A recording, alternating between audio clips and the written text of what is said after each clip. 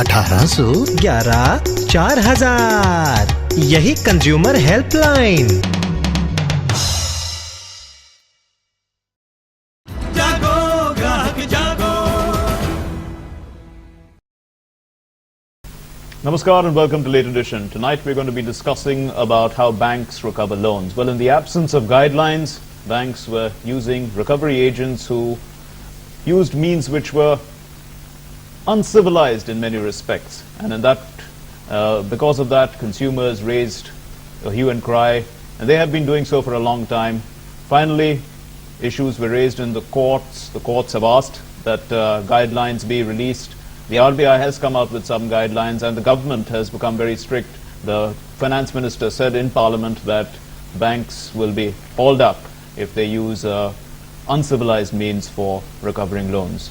Well, to discuss this important issue, we are with us in the studio, an eminent panel. We are joined by Jayanta Das, who's often with us here on Late Edition, well-known economic analyst, and we're also joined by Mr.Bejon Mishra, who is the executive director of Voice and a well-known consumer activist. Thanks very much, sir, for being with us. Before we start the discussion, let's look at this news package. With stories of recovery agents harassing bank customers, the RBI has come up with the guidelines for streamlining the engagement of recovery agents. Banks which engage recovery agents who adopt abusive practices may be banned temporarily or permanently by the central bank. Each bank should have a mechanism whereby the borrower's grievances with regards to the recovery process can be addressed. The details of recovery agents engaged for the purpose, while forwarding default cases to the recovery agents with telephone numbers used by them. Banks are advised to use the forum of Lok Adalats for recovery of personal loans, credit card loans or housing loans with less than 10 lakh rupees, and suggested by the Honorable Supreme Court. The regulator has sought suggestions and views on the issue within 1 month. Business Desk, DD News, New Delhi. Well, Jayanto, in the absence of guidelines, what the banks were doing was it correct? No, I mean, it's actually, if you look at it from the viewpoint of what the banks as an activity were doing, was certainly all right in terms of trying to recover. That's what they told the but the way the guys they were hiring, the way they were actually enacting, and actually without responsibility, number one, and number two, what happens is when you don't have an umbilical cord linked to the bank, and you are just working on based of commissions on recoveries which you make, so obviously you use these sorts of means. And very sadly enough, and I am sure Bejon will also agree with me, over the last 5 years, the whole word of recovery agents are completely synonymous to lumpen elements who are there with muscle power out to take in money. So I think that's an extremely wrong message, and that's an extremely wrong community which has, been, in that sense nurtured and took birth in India just for the sake of recovering loans. I think we have to completely dissociate from the whole idea of recovery agents being those lumpen elements. We can have a professional recovery agency working as we have in the West, so there's no doubt on that. A professional recovery agency, do you think that that's really possible? Do you foresee, because given the fact that, some of what the banks are saying is that, 90% of the loans that were defaulted were being brought back by these kind of recovery agents. But now with these kind of guidelines, they're not going to get back anything. No, you see, you have to look at it as in terms of how the banks look at it as a business, you see. The banks looked at this, and especially when you saw that the banking sector was open to the private sector, and several private sectors came into the business. Prior to that, if you look at the scene, it was the public sector which had huge non-performing assets which they had to carry as a burden, which was actually a burden also to a common consumer who was using the banking service. But at the end of the day, the private banks, when they came in, their whole target was, how do you reach a common person to give them loan, because that's the business. That's the business model. Right. Now, most of the banks, you see, they become very, very proactive. Without looking at the credentials of the consumer, they were giving loans left and right. Whoever would want a loan, they would just get it just on telephone. Right. I have seen loans getting processed just on telephone, on your credit card.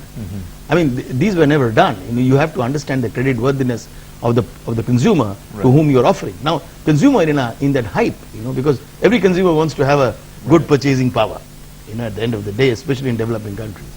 So what we looked at is that the banks were so proactive that in order to sustain that, they had to resort to this kind of methods to recover. Because Right. you have to complete that cycle. See, when you Right. give a loan, you need a repayment, and if anybody defaults, they don't look at who is the defaulter.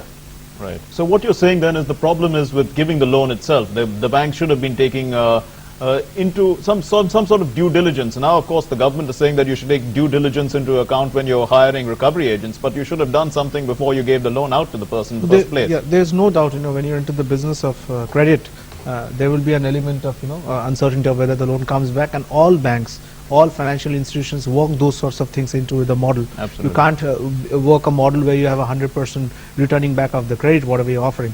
But in addition to that, as I said, outsourcing a body which actually has no linkages with a customer, no linkages during the delivery of the loan, all of a sudden comes in and it works completely on an ad hoc manner where it has an only interest of getting the loan back linked with some commission which will earn. They are just not part of that whole process itself. And in addition to that, they are completely unaware of what the promises the bank has gone ahead and made to the consumer, verbal as well as written. The consumer in most cases in India, and once again, given he is my consumer for decades now, would bail me out on this. Most cases consumers don't read the fine print, and that's everywhere. It's just not a fact only in India, it's everywhere. And those sorts of facts also have come in. And in such a situation, you have an external agency with musclemen in who are just coming in, and they're not even ready to listen to what sort of contractual obligations both the parties, the bank as well as the consumer, had, and they're just only interested. But isn't in the recovering consumer at money. fault then if he's not read the fine print? Well, of course he is. I mean, it goes without saying that you have to know what you're signing on. Right.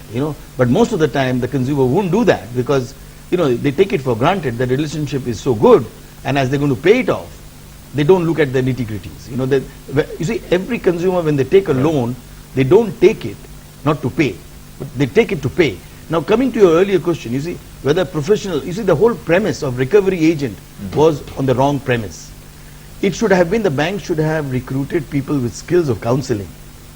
That means if a customer defaults, you need a person who would not abuse, but will counsel that consumer to be able to get back their repayment. You see, but instead what the banks did was they recruited the wrong kind of people with wrong skills. Okay. So we'll discuss what kind of skills are required for recovery agents. We're going to take a short break. Do stay with us. You're watching Late Edition.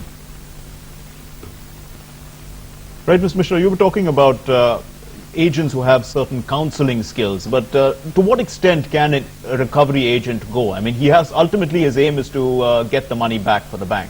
Yeah, again, I'll not start on a premise of recovery. I'll not use the word recovery. I'll use the word enabling. You see, the enabling agents. You see, what I would say is, when a person is not able to pay, a consumer is not able to pay, there's distinction between two categories of consumers. One is a category of people who are very small in percentage, who genuinely do not want to pay, and they want to get into the legal route, not to pay. You see, and there are a set of consumers, which is the majority of the consumers, who want to pay, but due to certain circumstances, they are unable to pay at that point of time. Right. You see, so we need to understand that, and that relationship is very critical between the bank and the customer. Jayant, do you think that the bank doesn't understand this relationship, that they go all out, if a person has defaulted on one of his payments, they send in these people and, try and harass the life out of the consumer? Well, I think the problem actually lies with the fact that the relationship somewhere down the line is, I won't say not to understand, they certainly understand where business lies, there is money, and where money is there's also a risk element involved. But what they don't understand is the way to actually go about it, and that's a very important criteria which we have to learn. Also, the fact which I have seen is, if you see the boom in consumer spending which actually happened over the last 8 to 10 years, most of the banks, and when they've all started focusing on the retail sector, and they've seen there's a huge amount of money to be made over there, what they have done is immediately, apart from expanding the core activities of the bank, say for example a bank A, which apart from hiring, what they've done is they've outsourced agents to give this credit. So what happens is, right from the start, there is a default credit limit which happens, because these outsourced agents, if they allow those credit to flow, they have some amount of commission to share. And then when this credits fail somewhere down the line, they once again outsource agents to recover this credit. So somewhere along the line, I believe this is not the way actually banks should work. It's fine you do outsourcing, worldwide people do outsourcing in terms of reducing costs and things like that, also reducing some of the core activities and focus of the bank.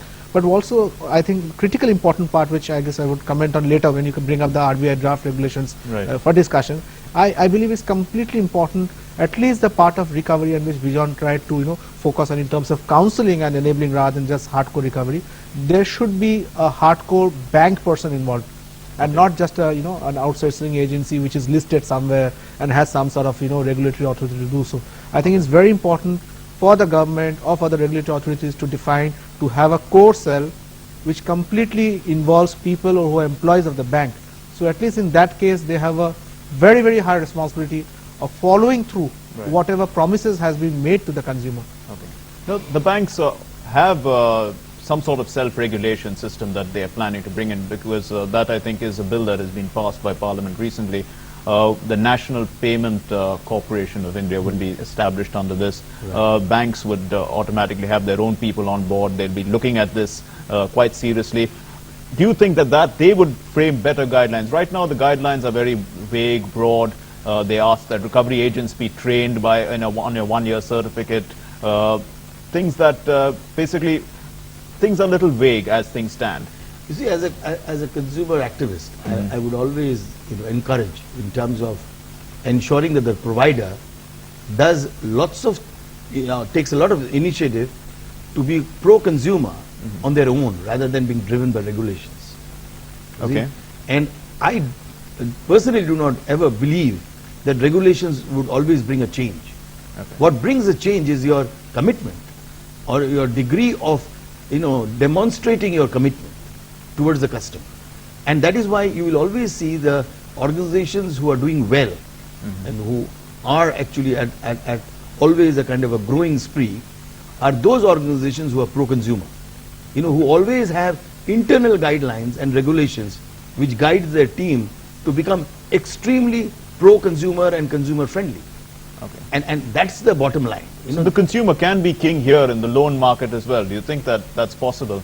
It is. There's no doubt on that. The only thing is there are some cases where they are on the receiving end.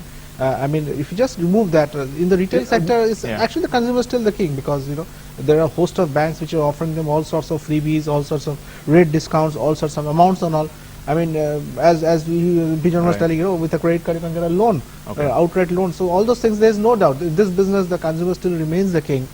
But the problem comes in is, when the Let's default look at the recovery comes. agents themselves who are currently in practice. Many of them use uncivilized methods, is what people say. Now, if a bank is to do due diligence about a recovery agent, they will look at, what would they look at? They will say that he's delivering 90% of what I ask him to do. He's a good recovery agent. And then they will, somebody will ask whether, have you got any complaints? They'll say, no, we have no complaints, because he gets 90% of what we ask him to do. But at the same time, the methods used are not talked about. Exactly. So at the end of the day, I mean, what would a recovery agent, how would the bank look at a recovery agent? They're not going to be bothered about this counseling business and things like that. They want their money back, obviously. Everyone wants their money back, whoever has learned in the market. But what's critically important is if you start the whole premise at looking at just numbers, then there's no solution anywhere. I mean, if you just ask a person, I want X amount of money in the next 1 month to be recovered from whatever market we give you to recover from, then obviously the whole plan fails there itself. But the whole question is, we are in a civilized society. We are in a society where affirmative action, which Bejon was trying to focus on, is required, is very essential. And we are also in a society where institutions like banks, financial institutions are lending out money to a consumer sort of a group who are further acquiring things. So these are all interrelated things. You can't look at a stray case of or an isolated case of a group of people trying to fix up a target, working on behalf of a bank, and that's the end of it. I don't think it's a very wrong premise. One recovery agent who was practicing both before and after the guidelines has said that his recoveries have fallen to 40%. I mean, of what he used to recover earlier because of these guidelines. He's very unhappy, obviously, with the guidelines. What would you say to him? He has to recruit the right kind of people. He always recruited people who had criminal background, who knew how to get money out through threatening methods. And it's just like, you hire a bunch of gundas to do certain, activities. Right. And then you just look at those numbers. No, it's not that. I mean, you can, I would not classify them into civilized and uncivilized.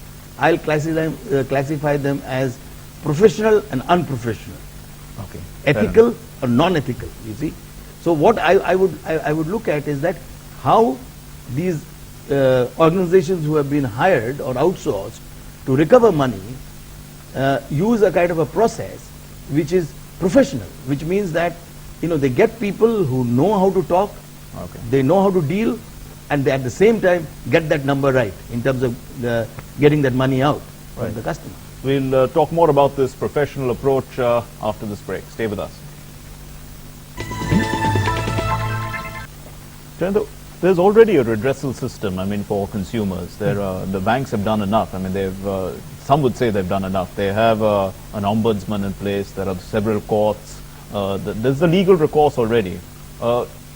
Why should the consumer be afraid of musclemen and things like that when they have these the legal recourse already in place? Well, the first problem is the information flow is not as clear and transparent. We all know there are ombudsmen available.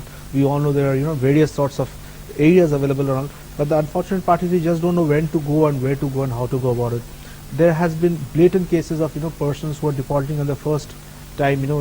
Say if there's a person who is on a 60-month EMI, on the 45th month if he is defaulting on one single EMI, before he even realizes that there are people who are coming out snatching away his car or his two-wheeler, the calls which have to be made. Just before this break, when we are discussing about a person who's lost business and is at 40%, I look at it in this way. He is very fortunate enough. The criminal prosecution system in this country is quite slow. If that would have been very efficient, he would have been happy that his business is 40% rather than having 20 FIRs lodged on him by various consumers. So I look at it from that point of view. And I also believe that rather than just looking at it in terms of falling business, he should also focus on the fact that if I do a business in a proper manner, in a likable, civilized manner, my businesses can also grow. It need not be just staying at 40%, but then it can also be a harmonious relation in terms of a consumer and a bank and enabler over here. I'm using a Bejon's word over here. So that's the way I look at it. Do you think this enabling system actually will function in the end? Because given the nature of our society as it has survived for some time, we have money and muscle power that rule the roost in various sectors, and they tend to sort of dictate terms, even perhaps to banks. They would probably tell them that we would help you out. They would the muscle power could be working against the bank itself. So how do you deal with a situation like this? You see, 10 years back, and they may be having political patronage. That's exactly what I'm saying. You see, earlier I would say that was a scenario which was existing, but today it's completely changing in terms of there's a more purchasing power with the consumer. He can pay back. There's a lot of business. There's a lot of opportunity. It's all how you want to encash that opportunity. And what we in the consumer organization is constantly looking at is that how do we make banks realize this and reach out, and make a product or deliver a service which is of high quality. And we are always trying to benchmark, in terms of trying to understand who is where and who is doing well and who is not doing well. And if somebody is doing well, what are the reasons behind that bank doing well? So, can we all look at that? And the key factor is, let me tell you, is the internal mechanism of redressal within the bank has to be very robust. And it has to be very friendly, which is not, unfortunately. Even the big brands who are working in our country today, who are global, they are having double standard in terms of practices. They're doing something else in their own country, but when it comes to India, they are adopting some age-old method, which is not a good practice. So we need to expose those kind of bad practices in terms of at the marketplace, and the regulator has to be very sure that when they come out with a guideline, they not only monitor, they penalize severely on people who do not follow it. Do you think that it's possible, to have a relationship, a banking relationship with the customer that, at the end of the day, we don't even really require a recovery agent because it's a harmonious, beautiful relationship? Do you think that can actually be achieved here? And the redressal system, as we were talking about earlier, is robust and it's functioning? We certainly can have, and that's what I said, it's very important rather than have an outsourced agent which has got no umbilical cord linked to any sort of the institutions. You are against the outsourcing of...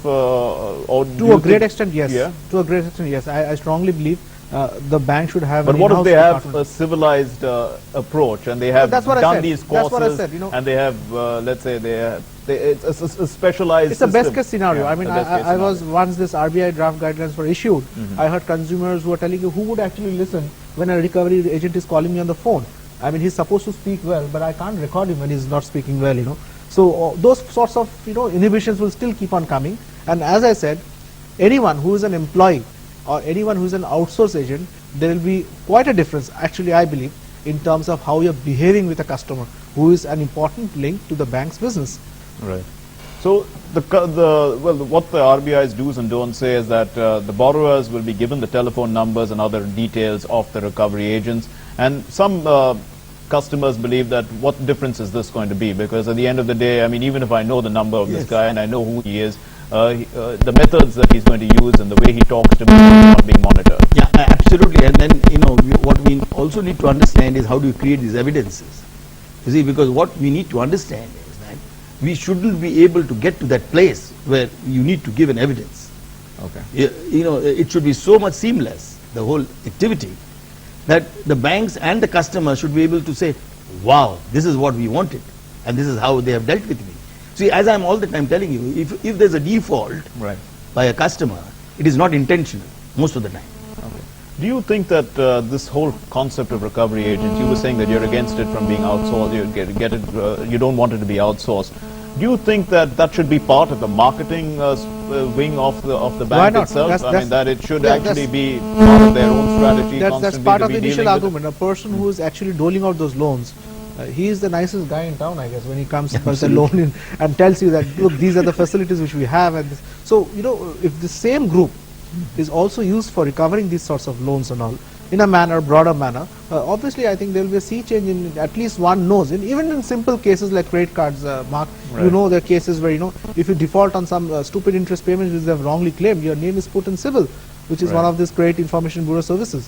So this is unfair, completely unfair. But isn't that already happening? I mean, the people who give the loans, aren't they obviously calling up to find out whether, you know, the recovery is coming in? You see, they are doing it, as we all know, they are doing it, but they're not doing it well. Okay. You know, and that's the issue.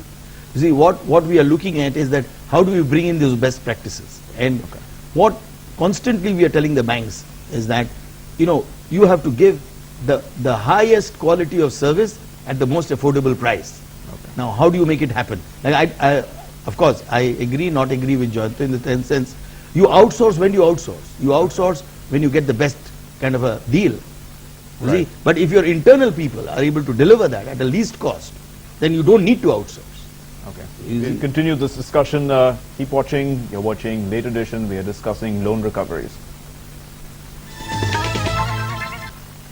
So, Jayanta, do you believe that the regulator, I mean, there should be a regulator at all in the first place? I mean, if you assume that everything functions properly, then you don't really need a regulator. But the regulator needs to be there to see that, I mean, so that things can function properly. Yes, certainly. So what should be the constituents of this regulator? How should it just be the RBI? I mean, it's already there. in existence. RBI has played a critical role in terms of at least enabling a draft guideline and focusing or asking for public opinion on that. I think that's an important first step which has happened, and this is actually a whole learning process, because I'm sure once even all the things which are there in the draft guidelines are implemented in toto, there will be other loophole areas where cases will come up. So it's actually a learning process and an implementing process which keeps on changing in terms of requirement. But what is very essential is the relationship and the way and the process in terms of behavior and muscle power and all. I think those sorts of things to some extent would certainly get eliminated or reduced, and I don't think we'll have a blatant, I mean, in most cases now, Mark, I mean, if there is a recovery agent who comes out on the door and knocks, you just don't know what to do. Should you call the police for his misbehavior? Should you call the bank, because the bank in most cases is not available in those cases? And unfortunately, is the recovery agent at his door who will make you talk to his own boss and tell him, if you have any problems, why don't you talk to him and sort it out?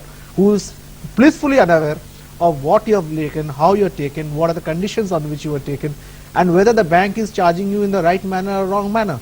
So those sorts of things I think has to also be ironed out, in addition to just training and the way they should behave and code of conduct and things like that. So do you think that banks will be able to, you know, I mean, right now there are still defaults, but using these so-called course. best You see, practices, will they yeah. be able to achieve what they are doing? 100%. I'm absolutely convinced. You see, what is our biggest anxiety, and which we keep telling the policymakers all the time, is that before you open up a business, you must first have the regulator in place.